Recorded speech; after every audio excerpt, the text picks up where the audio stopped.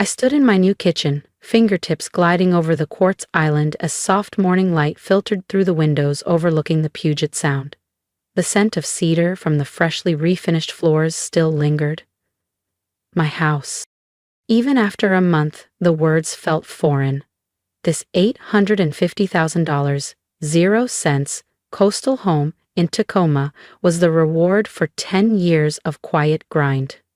Coding freelance contracts through the night, living below my means, and keeping one enormous truth from my family. The doorbell chimed at 1:00 p.m. sharp. Of course. If there was free food and a chance to gawk, the Martins were never late. Today was my housewarming, my first real celebration since turning 30. I'd hoped this gathering might finally earn me something I'd never had. Acknowledgement. But deep down I knew better. I opened the door to find my sister Natalie in a lemon-yellow sundress, her 4-year-old twins racing past me like a starting gun had gone off. Mom was close behind, her eyes darting over the siding like she was appraising it for a quick sale. Dad stood further back, hands in pockets, already shifting like he wanted to leave. Natalie's jaw dropped. "Oh my God, Claire, this place is massive.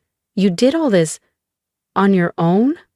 The edge in her voice was sharp, disguised as awe, but dipped in disbelief. "I worked. A lot," I said simply, gesturing them inside. "Want the tour?" Mom let out a tiny snort. People don't get homes like this just by working hard. Not unless there's a man or a secret trust fund behind it. She didn't finish her thought, but she didn't have to. Not someone like you, the dropout, the black sheep who left Chicago at 19 and never looked back. I took them room to room, each one sparking side eyes and murmurs. The kids barreled through the hallway, leaving fingerprints on the glass and tiny sneaker marks on the new floors. I gritted my teeth. They were just kids. I kept telling myself that. Back in the kitchen, I'd laid out lunch, just sandwiches, salad, iced tea. I barely got the tray down before Natalie turned to Mom and said, "You know, this place would be perfect for the twins. Claire doesn't need all this space alone." Mom nodded slowly. Then she looked at me and asked, "So, are you handing over the keys?" As everyone gathered around the island, Natalie's oldest, Liam, reached for a juice box and knocked it straight onto the floor. The bright red splash spread across the ivory rug I'd bought just last week. "Oh, sweetie, careful," Natalie said absently, scrolling her phone, making no move to clean it up. "Honestly, Claire, this house isn't very child-friendly, is it?" I knelt down, grabbing paper towels and blotting at the stain. "It's not meant to be. I live alone." "That's exactly the problem," Mom cut in, her voice rising in that holier-than-thou tone I hadn't missed. "All this space just for one person. It's selfish." I stood up slowly, tossing the soaked paper towels in the bin. "Selfish? This is my house. I paid for every inch of it." "About that," Natalie said, exchanging a glance with Mom. My stomach sank. I knew that look. The last time she wore it, she'd talked Mom and Dad into handing her my college fund. Because she was pregnant and I was just experimenting with life. "This place is perfect for us," she continued brightly, gesturing toward her twins now scribbling on the wall with markers. "The school district's fantastic. The kids need a yard. And Claire, you don't even use half these rooms." I let out a short laugh. No one joined in. "You're joking, right? This is my house." Natalie didn't flinch. "Don't be selfish. He has 3 children," Mom said firmly. "You have, what? A career and an empty bed?"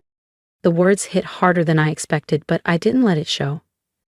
"I need it," I replied quietly, "because it's mine. Because I earned it." Dad, silent until now, finally spoke.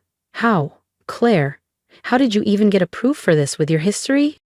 "My history, the time they disowned me, cut off everything, money, contact, support, because I wouldn't be the daughter they scripted. But what they never understood was that exile became my launch pad. You'd be surprised what I'm capable of," I said coolly. Natalie straightened, hands splayed on the counter. "Well, we've already talked it through. The kids love it here. It just makes more sense for a family to have this kind of space." "You can move into our apartment," Mom added. It's perfect for a single woman. You've decided. That cold, simmering anger welled up in my chest. You don't get to decide anything about my house. Claire, don't be difficult, Mom snapped. I looked around, at the rug, the wall, the juice stain, the judgment, and realized this wasn't just about a house anymore. It never was. Mom let out a slow, theatrical sigh. Claire, we're trying to help you. Living alone in a house this size, it's not healthy. You need to think about your family. My family? I laughed, sharp, bitter, real. Where was this family when you kicked me out at 19? When I was sleeping in my car outside a 24-hour gym just so I could finish my coding classes? When Natalie took my college fund and you said she needed it more? Dad shifted uncomfortably. That was different. You were being unreasonable. Unreasonable? My voice rose. Because I didn't want to run your dying paper company? Because I chose to study software engineering instead of filing forms in your crumbling back office? The business could have been yours, he snapped. If you weren't so stubborn, you might have saved it. I steadied my breath. You mean the business you ignored advice on, refused to modernize, and tanked out of pride? The one you ran into the ground? His face flushed red. How dare you speak to me like... No. How dare you? I said, cutting him off. You walk into my home, insult my life, and then have the audacity to demand I just hand it over to Natalie. Natalie crossed her arms, her lip curled into a pout I'd seen since childhood. You're just jealous. I did everything the right way. I have a real family, a real life. The right way? I reached into my back pocket and pulled out my phone, thumb hovering over a PDF I'd kept locked away for a decade. You mean trapping your boyfriend at 19 and draining my college fund? That's the right way? That's enough. Mom's voice rang out as she stood. Pack your things. We're doing this whether you like it or not. Family comes first. I smiled then. A slow, steady smile that seemed to unnerve them. You're right.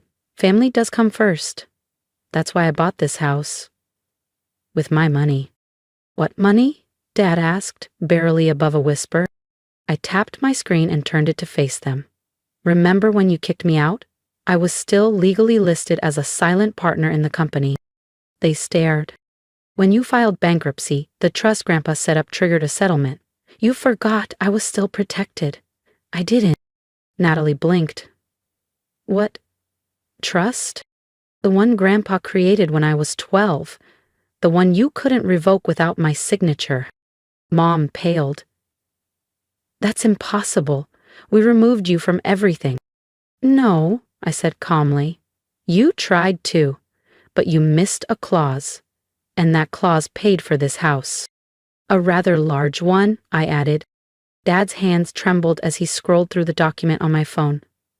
This is $850,000 0 cents. Exactly what I paid for this house, I said, stepping past him to reclaim my phone.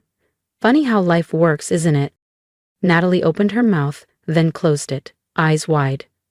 But that should have been shared. I have kids to think about. Kids you chose to have when you could barely cover your own rent, I said flatly. Kids you used as leverage to steal my future. Well, not this time. I looked each of them in the eye. This house is mine, bought with money I was legally entitled to. And now? You're all leaving. You can't do this, Mom's voice cracked with fury. We're your family. I calmly walked to the front door and pulled it open, holding it wide. No, you are my family. You lost that right the day you threw me away. They hesitated, stunned. Get out of my house. This isn't over, Dad growled, grabbing Mom's arm as he turned to go. You're right, I said, voice like steel. It's just beginning. I turned to Natalie with a final glance. Oh, and you might want to check your apartment lease. I bought your building last week. Rent goes up in 30 days. The look on her face, shock, rage, disbelief, was everything I had dreamed of during those nights spent alone, building something from nothing while they lived like I didn't exist. As the door shut behind them, I leaned back against the wall and looked around. My house. For the first time in a decade, I felt peace. They tried to break me. They did. But I rebuilt. And now, surrounded by hardwood floors and stained walls from my niece's marker drawings, I stood stronger than ever. I pulled out my phone and opened a message thread labeled Contractor Team Renovation, but first I sent a single text to my lawyer. They took the bait. Start the proceedings. Then I walked into the kitchen, poured myself a glass of Oregon Pinot Noir, and allowed myself to smile. Sometimes the best revenge isn't just success. It's watching the people who underestimated you realize they never truly knew who you were. The fallout was swift. Within hours, my phone exploded. Texts, voicemails, emails, demands, threats, pleas. Natalie's messages came in rapid bursts. You can't raise the rent, I have kids. This is cruel, even for you. Mom and Dad are furious. Fix this. I read every word calmly, my glass of wine in hand, and finally, without anger. Only clarity. Years ago, words like those might have sent me into a spiral of guilt and second-guessing. Not anymore. Now, they only confirmed what I'd always suspected. They only reached out when they needed something. But the most interesting message wasn't from Natalie or Mom. It came from Dad's old business partner, Marcus Caldwell. Heard about the settlement. Smart keeping it quiet all these years. Your father's losing it at the country club. Coffee soon? I smiled. Marcus had always been the one voice of reason back then. The only one who'd pulled me aside the week after they kicked me out and said, "Stay quiet. Keep your name on the papers. You'll thank me someday." He was right. Just then, my phone rang again. Mom. She'd already called twice in the last hour. I let it go to voicemail. Again. The third time, I answered. "How dare you?" she hissed, her voice a cocktail of outrage and hysteria. "After everything we've done for you." "Everything you've done for me," I cut in calmly. Like throwing me out at 19, handing my college fund to Natalie, or marching into my home and demanding I hand it over to your real family? "We gave you life," she said, sniffling now, and then cut me out of it the moment I didn't play the part. She paused. When she spoke again, her voice was syrupy. Manipulative. "We don't have to fight. Come to dinner tomorrow, sweetheart. We'll talk. Work this out." I didn't hesitate. "No thanks. I've got plans." "Plans? With who?" Her voice sharpened. "You don't have anyone." I laughed. "That's where you're wrong. I have me. And for the first time, that's more than enough." The next morning, I met Sarah, my lawyer, at her downtown Tacoma office. She'd handled everything over the years. The trust, the settlement, the apartment building acquisition. "They're trying to contest it," she said, sliding a form across her desk. "Your father claims he wasn't properly notified of your claim." I pulled out an envelope from my bag. Certified receipt, 10 years old. He signed for it. He just didn't read it, like everything else he ignored before the business failed. Sarah's lips curled into a grin. "You really covered every angle." "I learned from expert manipulators," I said, standing. "I just used their tactics for something honest." She nodded. "One last thing. Your sister's lease file? The old landlord left some notes, repeated late payments. Minor damage, nothing terrible, but..." I raised an eyebrow. "That'll be useful." And just like that, their story started to unravel, this time with facts they couldn't rewrite. If you've made it this far, you know Claire's story is just getting started. Tap subscribe so you don't miss what happens when Natalie realizes the lease isn't her only problem. "Let me guess," Sarah said, tapping her pen against the file. "She plays the single mom card every time?" "Like clockwork." She leaned back. "Want me to start the eviction process?" I paused, considering. "Not yet. Just enforce the lease to the letter. No more grace periods. No more damage write-offs. She wants to be treated like family? Fine. Real family doesn't take advantage of each other." As I stepped out of Sarah's office and into the cool Tacoma breeze, I spotted her. Natalie. She was leaning against my car, her mascara smudged and eyes red. It was a look I'd once rushed to comfort. Not anymore. "Please," she started, voice cracking. Claire, you can't do this. Think about the kids. Stop. I held up a hand. Stop hiding behind them. Stop using them as shields. It's pathetic. I'm their mother. I have to protect them. No, you have to teach them.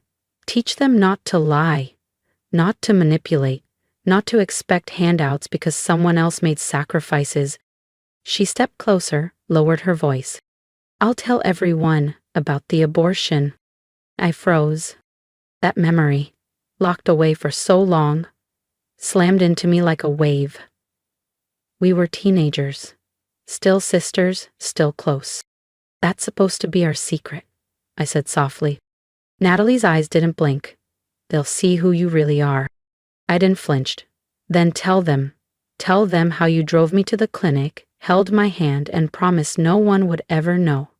Tell them how you used that trust to take my college fund 2 years later, because you were keeping yours.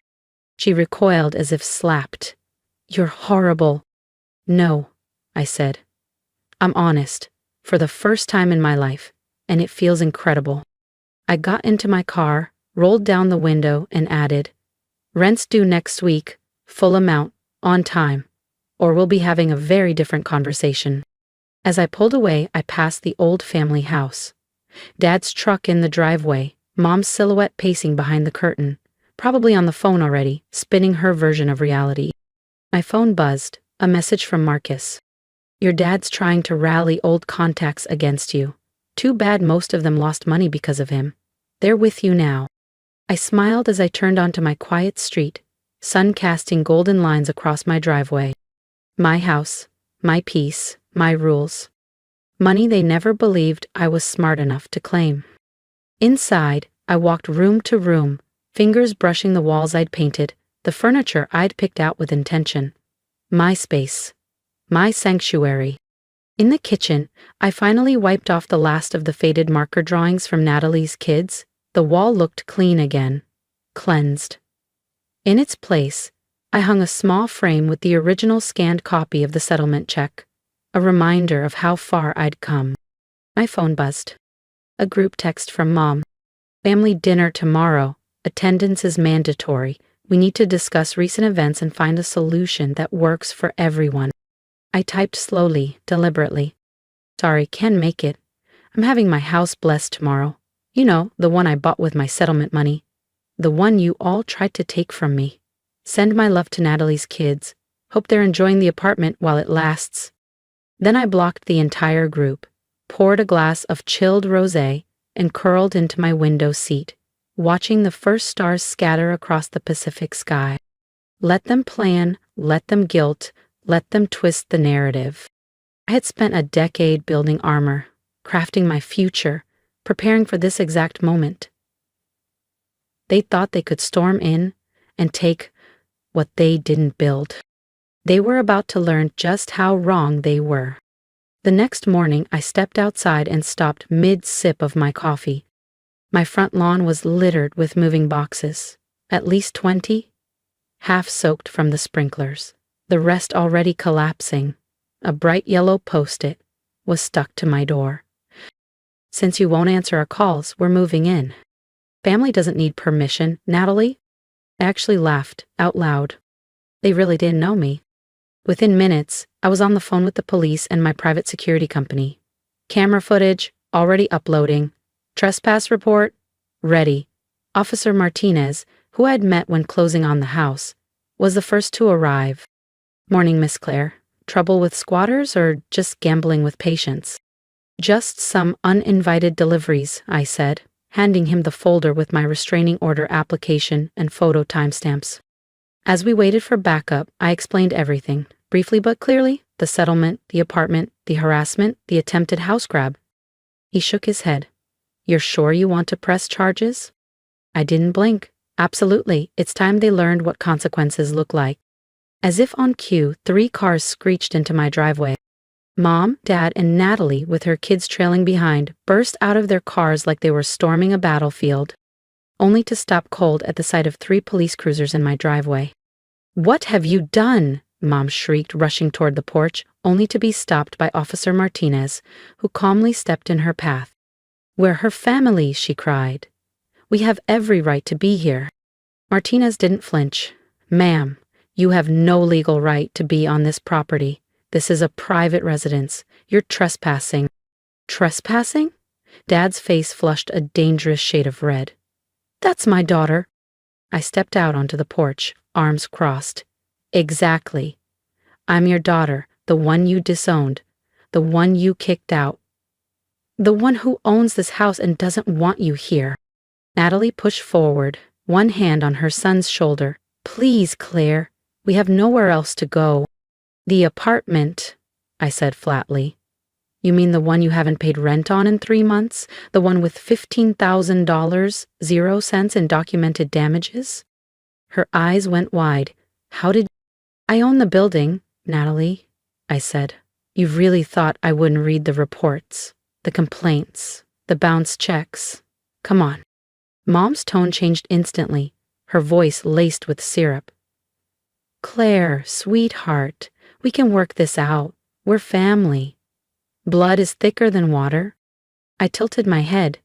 Funny you should bring up blood. I pulled out my phone and scrolled to a photo, then held it out. Her face drained of color. It was a picture, faded but clear, of her, Dad, and Marcus, taken 20 years ago, standing beside a casket. My real father's casket. What? Where did you get that? Dad stammered. Marcus, I said. He gave it to me, along with the truth about who my biological father really was, the man you pushed out, the one who actually built the company.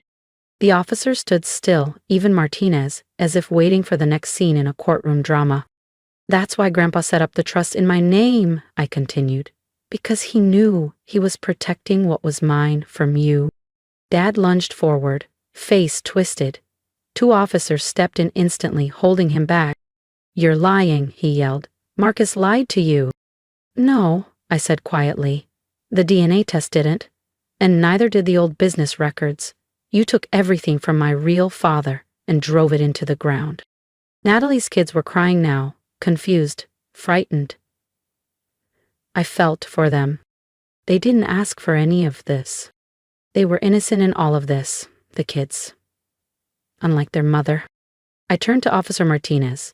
I'd like to press charges, trespassing, harassment, and attempted breaking and entering, and please make sure the restraining order gets filed today. Mom's voice broke as she stepped forward, real tears cutting down her cheeks for once. Claire, you can't do this. We'll be ruined. Like you tried to ruin me, I asked, quiet but steady. Like you ruined my real father's name, his legacy? No, Mom, you did this to yourselves. The next hour blurred together. Officers taking statements, Natalie sobbing on the lawn, my dad cursing at paperwork, the kids asking why they had to leave, the stack of moving boxes, half empty, mostly staged, was taken in as evidence. Typical. All appearance, no substance. By the time the last cruiser pulled away, silence returned, like a warm blanket. That evening I sat in my study, fingers grazing the edges of old black and white photographs Marcus had handed me. My real father's face looked back, his eyes, my eyes, his smile, unmistakably mine. All these years I'd felt like an outsider in my own family. Now I knew why. My phone buzzed. Marcus. They're at my door, he said without any greeting, demanding I tell them I lied, screaming on the porch. Did you? I asked, though I already knew. Of course not, he said, firm. Your father was my best friend. I kept my promise, to him and to you. Watching how they treated you, it killed me. But I had to wait. You had to be ready. I smiled softly, glancing at a photo of my father holding me in his arms. Thank you, Marcus, for everything. Don't thank me yet, he chuckled. Wait until they find out about the other trust accounts your father set up, the ones maturing next month. I hung up, heart thudding, not from anxiety, but from relief. I walked to the window. The neighborhood was calm again, no shouting, no guilt, just the hum of a quiet street in a life I built myself. A text from Sarah popped up. Restraining order approved. 3 years, no contact. Amanda's eviction is scheduled. Your parents' harassment summons goes out Friday. Some might say I destroyed a family, but what do you call people who steal your name, your future, your truth? Not family. I pulled out one final photo. My father, young and proud, holding baby me under a spring sun. On the back, written in his steady hand, "To my daughter, who will one day know the truth, everything I built was for you."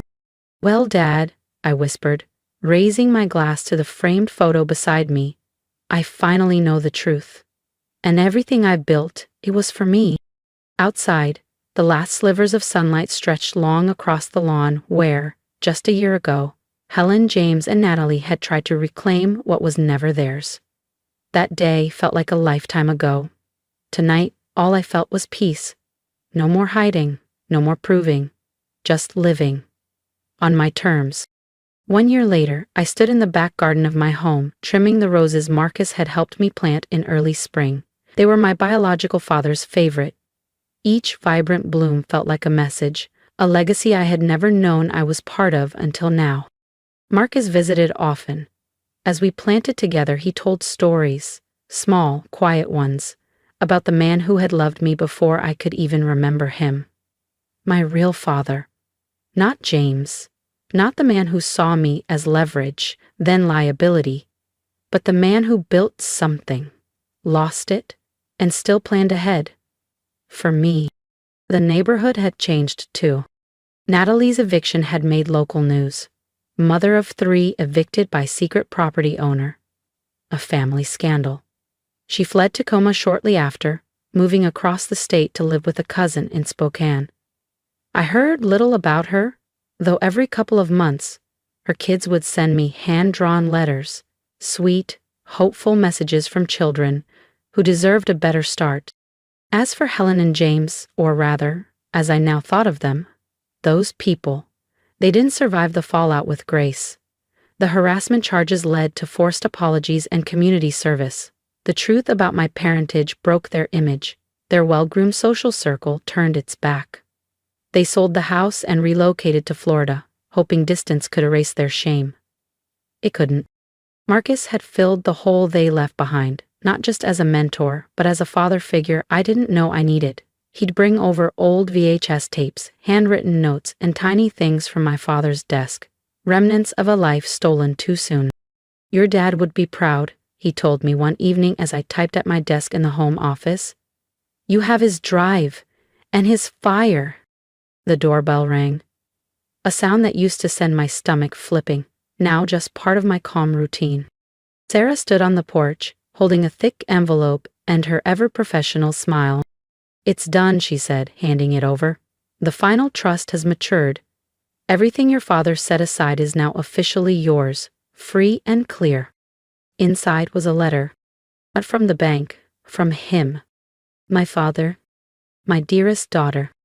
If you're reading this, then Marcus has done his part, and you've discovered the truth. I'm sorry I couldn't protect you from James and Helen, but I made sure to protect your future.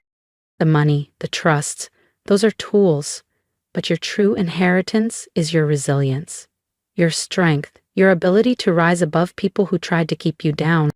I may not have watched you grow up, but I watched over you through every plan, every safeguard. Everything I built was for you. Love, Dad." Tears slipped down my cheeks before I could stop them. Marcus placed a gentle hand on my shoulder. "You really did think of everything," I said, voice thick. Marcus nodded. He was always 10 steps ahead. "Just like you," I said quietly. The trust added another $2 million 0 cents to my holdings, but the dollar amount barely registered. What mattered was the validation, the love embedded in every precaution my father took. That night, I hosted a small dinner in my garden, just the people who mattered: Marcus, Sarah, Officer Martinez, who had become a good friend, a few others who had stood beside me in the hardest year of my life. We ate beneath the soft twinkle of hanging lights and the perfume of my father's roses. "To new beginnings," Marcus toasted, raising his glass. "And to family," Sarah added, "the kind we choose, not the ones who try to use us." I looked around the table, truly looked. These people weren't bound to me by blood, but by truth, loyalty, and mutual respect. Things I'd never known from the ones who claimed to love me. They tried to break me, to mold me into what they needed, to take what was never theirs, and in doing so they set me free. The sun dipped below the horizon, casting soft golden light across the rosebeds. I smiled. Sometimes the family you're born into isn't your real family at all. Sometimes you have to lose everything to find out who you really are. And sometimes, just sometimes, the truth sets you free in ways you never imagined. I was my father's daughter. Strong, resilient, and finally, home. Thank you for walking this journey with me. If my story stirred something in you, if you've ever felt underestimated, pushed aside, or silenced, I'd love to hear from you. Leave a comment below. Tell me what you would have done. Share a word of support, a lesson you've learned, or advice you'd give someone finding their voice. I read every message, and your words mean more than you know. Subscribe if you believe in quiet strength, in justice served, and in the power of reclaiming your story. Because sometimes standing up for yourself isn't selfish, it's survival, and you deserve to be heard too.